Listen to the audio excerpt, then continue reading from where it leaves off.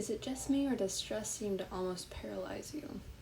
I'm going to talk about 3 ways I deal with stress in a healthy way. Disclaimer, I am not a professional. I do fall victim to stress, and these tips are what help me, and they may not help you. You have been warned.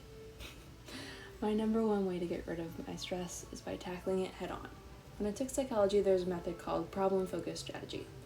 An example of this is an attempt to solve the problem in order to eliminate the stress it causes.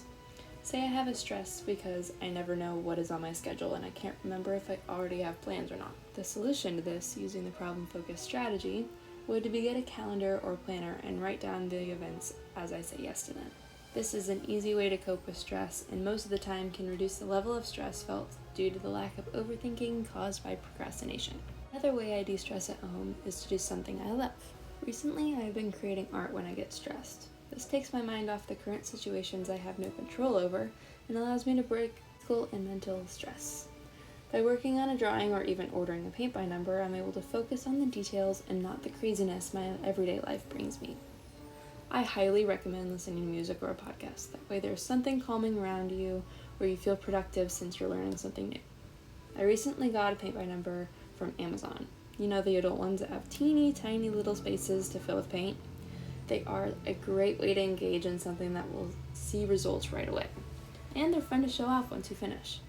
I seriously recommend Amazon. They have several different ones if you just want to do something to keep your mind busy with. I especially like them when I feel an art block coming on too. It engages my mind and creative side without overexerting it. Talking about overexertion, I feel like I'm stretched thin all the time. My patience fuse is at an all-time low, and I think it's the best way to cope with that is to read.